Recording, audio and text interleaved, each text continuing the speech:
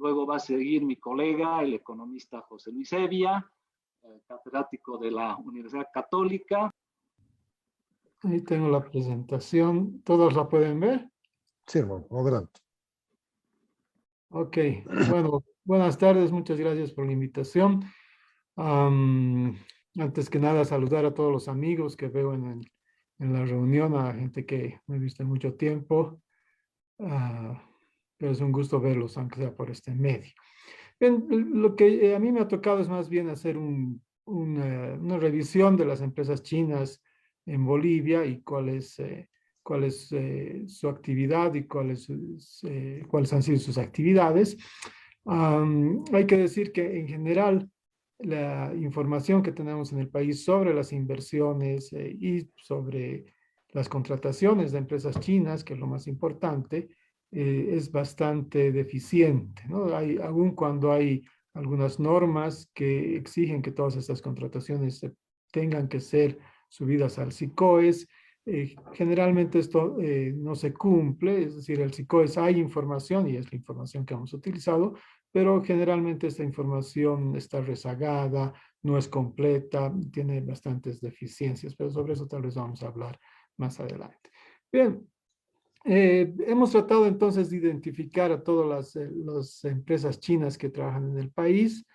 Me voy a concentrar sobre todo entre las empresas que han prestado servicios en el país, servicios de construcción sobre todo, y no las inversiones directas chinas, ¿no? Habrá que decir que las inversiones directas obviamente son muy pequeñas, son muy escasas, tal vez hay un emprendimiento relativamente importante, hubo una inversión relativamente importante en el sector de la minería, pero posteriormente la empresa se desvinculó de esta actividad. Entonces, más bien me voy a concentrar en los contratos que ha tenido el Estado, el gobierno, con las empresas chinas, ¿no?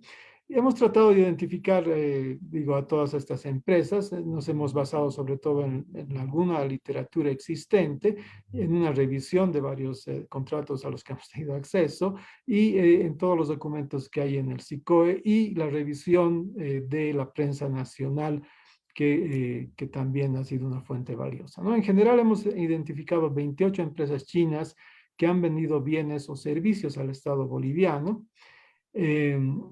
Si tomamos estas 28 empresas y vemos el periodo 2009 a 2018, que es el que hemos estudiado, estas ventas han sido por alrededor de 6.000 millones de dólares, lo cual es un monto importante, ¿no?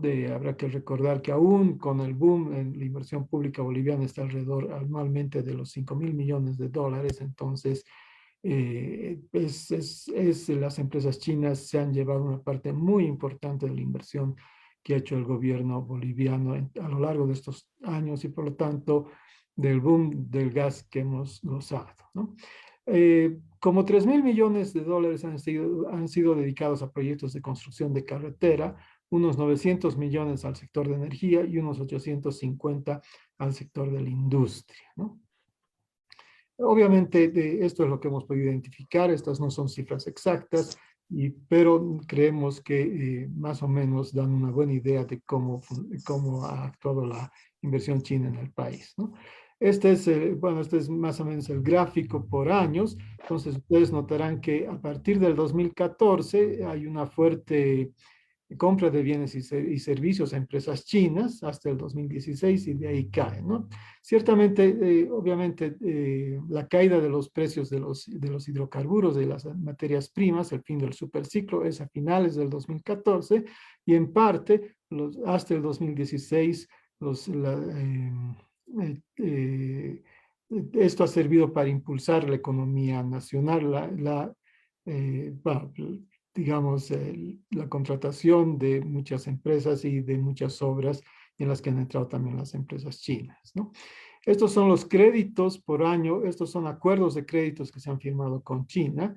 Entonces, en el año 2015 y 2016 son los créditos más importantes, en 2015 como 500 millones de dólares, el 2016 más de 600 millones de dólares. Estos son los acuerdos de créditos. Obviamente el desembolso no es en esas fechas, pero es más escalonado en el tiempo. Pero esto nos da una buena idea de cuáles han sido cuáles han sido los años importantes en los acuerdos, en los créditos que que ha otorgado China a Bolivia. Y otra vez, ¿no? Son estos años 2015-2016, donde se adquieren la mayor cantidad de créditos. Obviamente, la idea del gobierno ha sido compensar de esta manera la caída en los ingresos por los hidrocarburos para poder seguir manteniendo una inversión pública elevada, ¿no? Bien, ¿cuáles han sido las empresas más importantes? Estas empresas han sido Sinohydro, que tiene contratos por alrededor de 1.250 millones de dólares, China Railway por 800 millones de dólares, Arzone por 600 millones de dólares y la CAMSE por 500 millones de dólares, ¿no?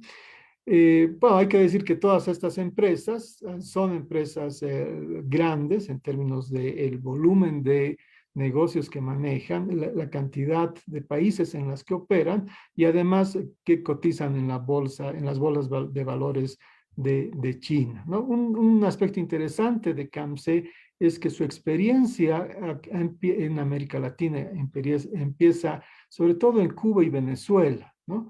Y luego a través de eso se expande a Ecuador, Nicaragua y Bolivia, y habrá que decir que en este caso CAMSE se concentra en estos países llamados, donde ha estado vigente, digamos, el modelo bolivariano, ¿no? Bien, la CAMSE, para recordarles un poco, ha empezado con un proyecto de gas domiciliario, luego ha participado en la construcción de la industria azucarera de San Buenaventura. Sobre estos no hemos podido encontrar los detalles en el registro del Estado, ¿no? En el SICOES, por eso no los tenemos tan detallados, ¿no? En cambio, estos que son contrataciones que sí aparecen en el SICOES están más detalladas. Solo voy a mencionar los proyectos en los que ha participado CAMSE, fuera de los dos que he citado anteriormente. Bueno, está la construcción de la planta industrial de sales de potasio. Se ha adjudicado varios contratos en el proyecto múltiple Misicuni y la construcción de una de las fases de la vía férrea Montero-Bulo-Bulo, ¿no? La otra empresa importante es la empresa Arzone, ¿no? Que es otra vez una empresa relativamente grande, pero esta sobre todo está especializada en la construcción naval y de puentes, ¿no? Los proyectos en los que ha participado o está participando son en la doble vía al Valle Alto, la carretera Porvenir Puerto Rico en sus dos tramos, la construcción del puente Beni 2 y la construcción del puente Madre de Dios y sus accesos, que creo el Madre de Dios es el puente más largo del país, ¿no? Bueno, la Sinohydro también es una gran empresa y esta empresa es una empresa que está reconocida entre las más grandes empresas constructoras del mundo y sobre todo en la construcción de infraestructura, energía y conservación de agua, ¿no? Esta empresa se ha adjudicado el tramo central doble vía El Sillar de la carretera Cochabamba, doble vía Montero-Yapacaní en la carretera Santa Cruz-Cochabamba, la doble vía Puente Chilo y Virganzama, en el puente Mamorecito y Virganzama, la doble vía Puente Chilo y Virganzama, la fase la sección de Puente Mamorecito y la construcción de la carretera Padilla-El Salto, ¿no? Perdón.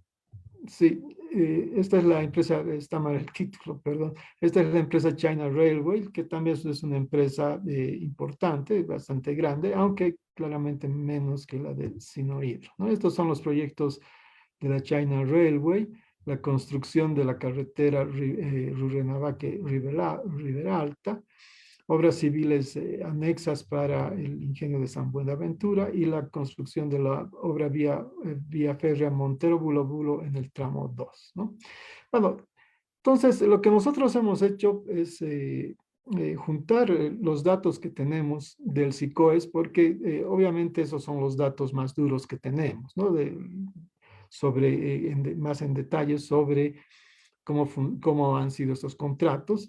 y podemos hacer una investigación un poquito más detallada, ¿no? Y entonces, del SICOES hemos extraído información para estas empresas, para estos proyectos, y los proyectos a los cuales hemos tenido acceso alcanzan a 725 millones de la Hydro, a 670 millones de la China Railway, a 346 de la China CAMC y 288 de la China Arson. Entonces, esta es una muestra un poco más reducida, no estamos contemplando todos los proyectos, pero creemos que es bastante representativa, ¿no? Bien, cuando examinamos estos proyectos, encontramos que el 31% han sido contrataciones por excepción, el 9% contratación directa y el 59% han sido licitación pública, ¿no? Entonces, obviamente llama la atención que hay una porción muy importante que viene por contratación directa o por contratación por excepción, ¿no? Ahora, cuando uno examina ya por las empresas, lo que uno encuentra es que las empresas que han participado o se han adjudicado proyectos por excepción o directa son preponderantemente la China CAMC y la China Railway, ¿no? En cambio, la China Arson y la Sino Hydro más bien se han adjudicado las obras que han ejecutado por licitación pública, ¿no? Bien, esto es lo mismo, solo más bien viendo por los montos. Otra vez, la China CAMC prácticamente se ha adjudicado todo por imitación directa o excepción, y lo mismo con la China Railway, ¿no? Bien, cuando vemos el estado de los proyectos en la muestra, y esta es información del SICOES, y está un poco desfasada o bastante desfasada, ese es uno de los problemas, pero lo que uno encuentra es que hay claramente algunos proyectos que se han sido incumplidos o han sido resueltos, ¿no?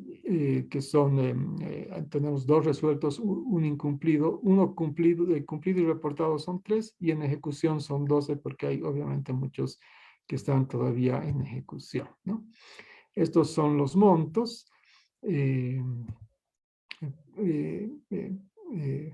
por empresa, ¿no? Ahora, si uno ve estos que han sido incumplidos o resueltos, uno encuentra que estos se concentran también en 2 empresas, que son la China CAMC y la China Railway, ¿no? Y entonces empieza a emerger como un patrón, que son estas empresas, la China CAMC y Railway, las que se han adjudicado por estos procedimientos poco competitivos sus proyectos, y además son estas las que también han tenido problemas en los cuales se han resuelto el contrato o eventualmente no han encontrado, no han cumplido con sus obligaciones, ¿no? Ahora, si bien una parte importante de estos proyectos son financiados por créditos chinos, no lo son todos, ¿no? Y aproximadamente la mitad de estos créditos, de estas obras, han sido financiadas con otro tipo de recursos. Entonces, este cuadro muestra precisamente eso. El Exim Bank es el Exim Bank chino, que ha financiado como $1,000 millones, y la muestra total es como 2,000 millones. Entonces, alrededor del 50% de los proyectos chinos han sido más bien financiados por otros recursos, ¿no? Los recursos del BID, recursos de la CAF. Estos otros recursos específicos es básicamente créditos del Banco Central, regalías, sobre todo las contrapartes que ponían los departamentos, y el Tesoro General de la Nación, ¿no? Entonces, una parte importante de los recursos que han ido a las empresas chinas son recursos que provienen no de China, sino de otros recursos, y recursos nacionales también muy importantemente, ¿no? Ahora, cuando uno ve esto por empresa, lo que encuentra es que los recursos de las empresas, perdón, de los organismos internacionales, el BID, el CAF, han financiado proyectos de Sino Hydro y proyectos de Arsone, pero no han financiado proyectos de CAMC o de China Railway, ¿no? Entonces, eso es interesante. Y los proyectos de China CAMC y China Railway han sido más bien financiados o con recursos propios, los recursos del Banco Central, o regalías, o con los créditos chinos, ¿no? Entonces, aquí también hay una diferencia importante vemos que no solo estas dos empresas, CAMSE y Railway, son las empresas que han tenido problemas en el tema de contratos incumplidos y resueltos, y estas son las mismas empresas cuyos recursos han venido no por créditos internacionales, de organismo internacional, sino más bien por recursos propios, ¿no? Entonces, ese es otro patrón interesante, ¿no? La otra cosa interesante, bueno, esto es de la misma manera, es que obviamente el BID y la CAF otorgan sus créditos por licitación pública, ¿no? En cambio, los que vienen por los recursos propios, que son los recursos que financian otros, que es, como les digo, los créditos del Banco Central, los regalías, han ido a financiar más bien contratos directos o contratos por excepción, ¿no? Y Exim Bank de China tiene tanto licitación pública como por excepción, ¿no? Entonces uno puede ver claramente que donde hay problemas es donde se utilizan también recursos propios principalmente, ¿no? Este cuadro muestra eso, digamos, los créditos incumplidos y resueltos vienen sobre todo están financiados con otros recursos, ¿no? Entonces, algunas conclusiones finales sobre esto que ha sido más bien un tratar de ver qué dicen los datos, ¿no? Más que otra cosa. Quiero decirles, en el documento tenemos una descripción mucho más detallada de algunos detalles, mucho más detallada de todos los contratos, de cómo han sido las negociaciones, en la medida en la que hemos podido acceder a algunos informes del Congreso, algunos reportes, investigaciones periodísticas, etcétera. Entonces hay mucho más detalle que obviamente no lo muestro aquí por razones de tiempo, ¿no? Pero volviendo a las conclusiones, creo que estas son las más importantes. Una cosa que hemos observado siempre es que las obras que se contratan con China, y probablemente este no es un caso aislado, no se cumplen con los plazos, ¿no? Entonces la cantidad de contratos modificatorios es en algunos casos realmente importante, que van alargando los plazos, y en algunos casos incluso cambian las condiciones de la contratación y los montos por los cuales se han contratado. Entonces se aumentan algunos componentes a los proyectos y eso también incrementa los costos de la contratación, ¿no? Para los procesos de contratación directa se concentran en CAMSE y en menor medida en China Railway. En cambio, los procesos de Arzonis y Nuridos son competitivos en la muestra en los contratos que hemos podido examinar. Y los contratos resertos incumplidos se concentran en CAMSE y en China Railway, ¿no? Y obviamente, como hemos dicho, estos contratos resueltos o incumplidos se concentran también en los financiados con recursos propios, ¿no? El otro, en la investigación que hemos hecho, también ha saltado el problema de los contratos llaves en mano, ¿no? Y esos tienen bastantes problemas, pero uno de los problemas que ha resultado claro es que en gran parte se hacen estos contratos llaves en mano porque no hay estudios, los estudios técnicos, los estudios socioeconómicos, que den el respaldo a la obra, ¿no?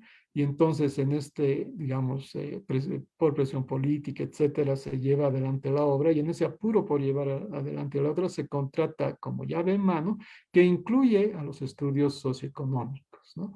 Entonces, digamos, en realidad los estudios socioeconómicos que se realizan en estas obras en muchos casos no tienen ninguna relevancia porque no van a determinar si se lleva o no adelante la obra, ¿no? No van a ser un elemento que haga posible la toma de decisiones sobre la construcción de esta obra porque esta obra ya habría sido adjudicada. La política es llevar adelante esto aun cuando no hayan esos estudios, ¿no? Y esto apunta claramente a una debilidad de nuestro sistema de preinversión en el país, ¿no?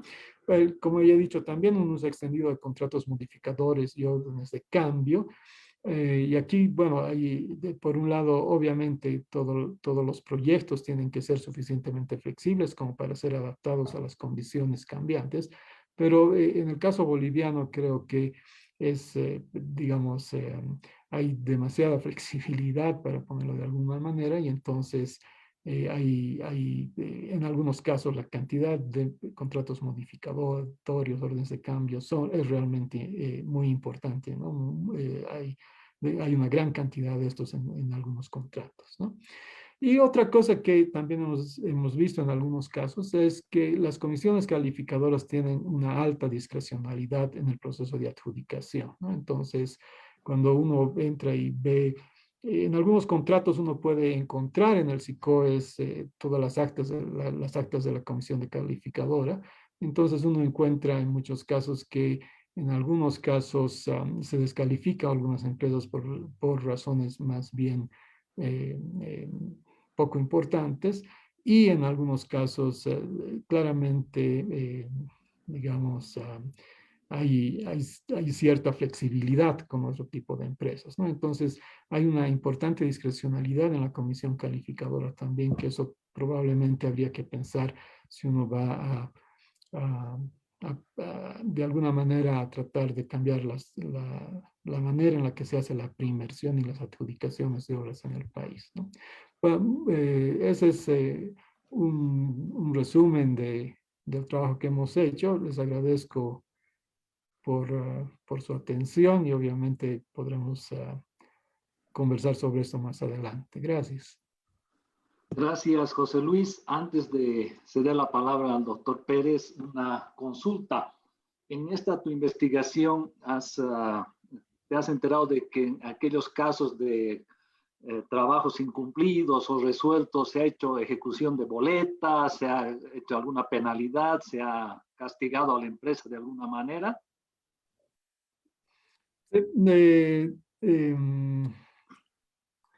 A ver, déjame recordar. En algunos casos ha habido un proceso de conciliación, ¿no? Por ejemplo, en el caso de la suspensión del ferrocarril de Bulo Bulo, ¿no? En ese caso, ese es un caso muy interesante porque claramente, obviamente, el Estado tenía ya que resolver ese contrato y aplicar las penalizaciones, pero ese contrato repetidamente digamos, se renegocia de alguna manera y se le da nuevas oportunidades y se va extendiendo el plazo a la CAMSE hasta que finalmente la CAMSE abandona el trabajo. ¿Por qué se hace esto? Bueno, la comisión que ha investigado esto señala de que la comisión, el informe en minoría, ¿no? Que lo que se estaba haciendo es dar tiempo a la CAMSE para que se presente a otros proyectos, y de hecho en el interín se adjudica la planta de potasio, por ejemplo, y recién después de resolver, porque si resolvía antes no hubiese podido adjudicarse estos otros proyectos, ¿no? Entonces ahí ha habido una gran flexibilidad. Luego de que se resuelve, lo que se hace una conciliación, ¿no? Entonces, digamos, la CAMSE ha hecho cierta parte del trabajo, cuánto falta, cuánto serían las penalidades y finalmente se llega a una cifra de resarcimiento, digamos, ¿no? Que deberías de... Entonces hay como una negociación ahí sobre cuánto es lo que debería finalmente, digamos, se negocia todo lo que se ha hecho, todo lo que habría hecho CAMSE, menos las penalidades, etcétera, y se llega a un monto, ¿no? Entonces, hay cierta penalización, pero en ese caso, digamos, está sujeta a una negociación y una excesiva flexibilidad, ¿no? De hecho, una de las cosas que se critica es que si se hubiese resuelto el contrato y se hubiese ido por el incumplimiento del contrato, el país hubiese podido recuperar una cantidad mayor de dinero por incumplimiento del contrato, ¿no? Gracias, José Luis. Como ya nos advirtió Henry, la opacidad es, pues, palabra clave en todo este proceso. Bueno,